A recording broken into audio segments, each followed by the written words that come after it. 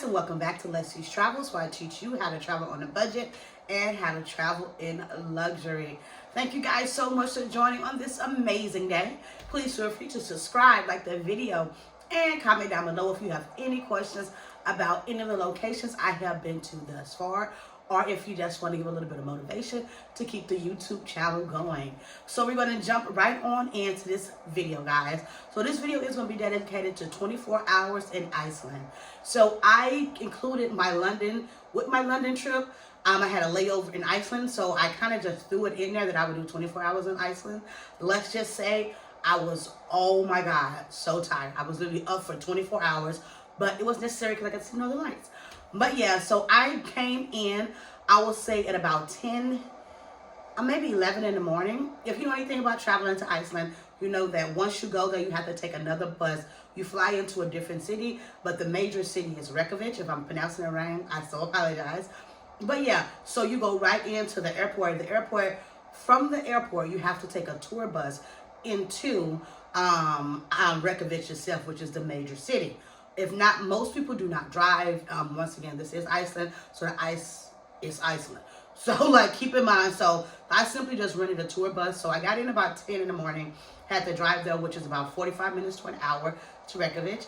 And my tour bus took me directly in to my hotel, which was super convenient. Like I said, traveling to Iceland, they literally make traveling around for tourists so freaking convenient. It's amazing. But nonetheless, so yeah, I drove, I was taken right into my hotel. When I got to my hotel, I ended up staying in the hostel simply because it was just cheaper. And like I said, I was literally only going to be in my hostel for 6 hours, sleeping a little bit until I got up to go back to home from there. So I literally just booked the hostel. Like I said, I had stayed at this hostel beforehand, so I know a lot about it. I probably want to do this next time because I'm noticing that the hostel itself is getting a little bit older. So it was cool. The atmosphere, the people was such a hippie vibe. But nonetheless, next time I go to Iceland, I am going to just book a hotel for my own convenience. But it was cool in the moment. And like I said, it was only like 45 bucks, which was super cheap. And like I said, I was only sleeping for literally 6 hours before my flight. But nonetheless, so I got in. As soon as I got in, I'm ripping and running because literally I had booked the Sky Lagoon for 12 something. I said I did about 12.50 thinking, you know, give me a little grace period. I literally got in and I had 30 minutes to take a shower, to get ready for the Sky Lagoon. If the Sky Lagoon is something that they're it's a newer lagoon that they had. Of course, you guys know about the Blue Lagoon. The Blue Lagoon is really amazing. I went there last time I was in Iceland, but I tried to do the Sky Lagoon. Oh my God, it was super, super bougie, but it was so much fun. I literally just booked everything on the Get Your Guide app, and when I got there, I got to my and like I said, my hotel from my hostel or whatever. The guy picked me up, drove me directly into the Sky Lagoon, which was, once again, I just love Iceland and how convenient they are for travelers.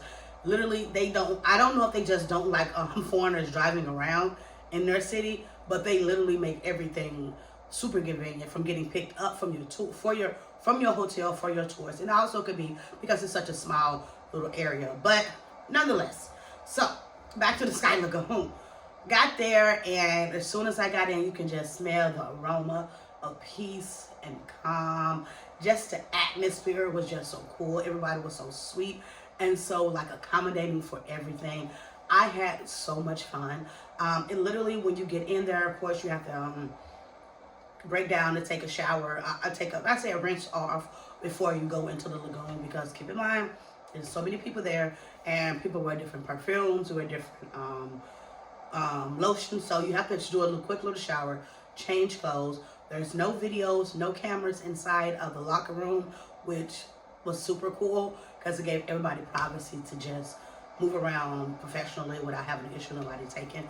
But once you get out of the locker room, you're allowed to record, and absolutely beautiful. The views, the people, everything was so like literally convenient. I literally walked in, and as soon as I walked into the lagoon, it walked into like this rock formation, and you got directly in. Of course, ears are freezing, but your body is so warm because, of course, it's a warm lagoon.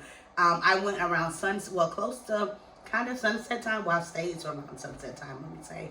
And yeah, so amazing. Or if you are thinking about different atmosphere other than the Blue Lagoon, I definitely recommend this lagoon. You will have so much fun.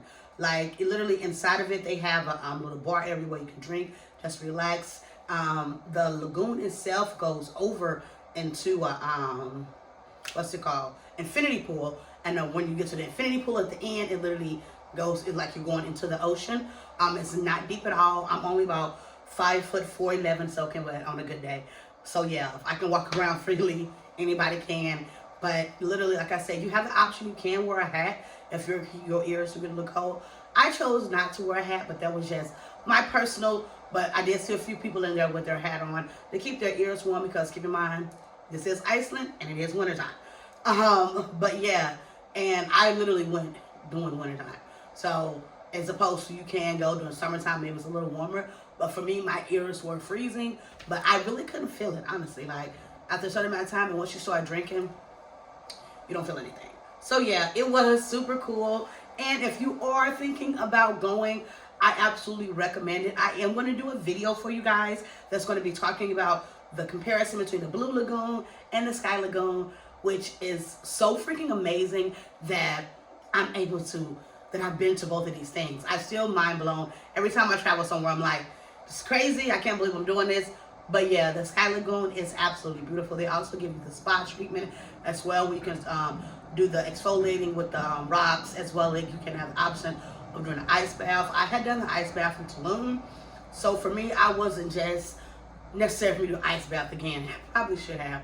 But they do also give, like I said, a full body scrub, which you can go to. From the body scrub, they take you, it's like a 7-step ritual that you can go through. But you also have the option to skip one or just move along to another one. However you want to do it, they make it convenient for you. I chose to skip the ice bath, but I did do the sauna, and I did do the scrub, and I did the overview of the sauna, where you can see the view of the ocean from there. So they had 2 different kind of sauna areas, but absolutely amazing. Like my skin was soft for literally weeks after. So if you're going to do it, I do recommend it.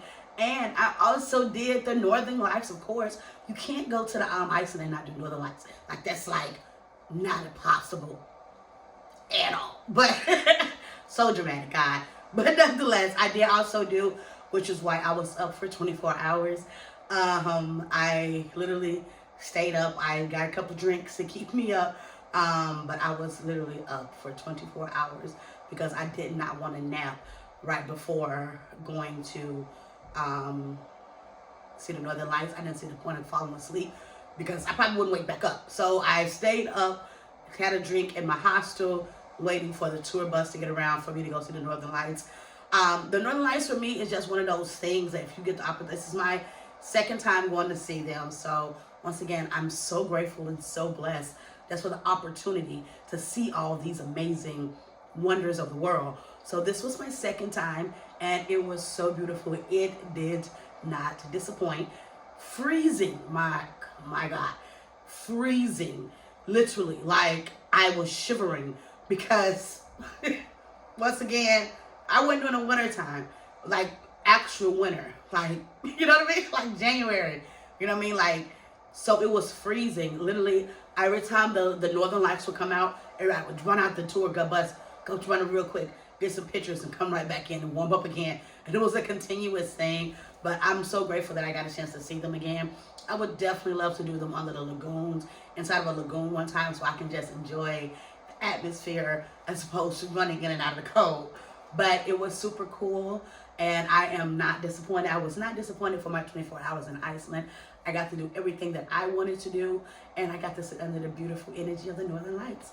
So yeah, this was super amazing. If you guys are thinking about going, or if you just have a layover from a trip from Paris or whatever to stop in Iceland, definitely do it. It's one of my favorite countries that I have been blessed to visit twice so far. So I definitely recommend it, highly recommend it for you to do.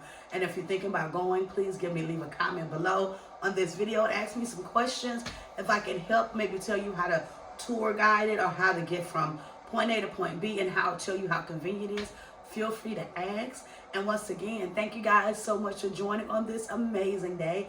I'm super blessed for all of you guys for just listening and enjoying my videos. Please feel free to subscribe, comment down below. I am a plethora of knowledge. You guys have a wonderful night and safe travels. Peace.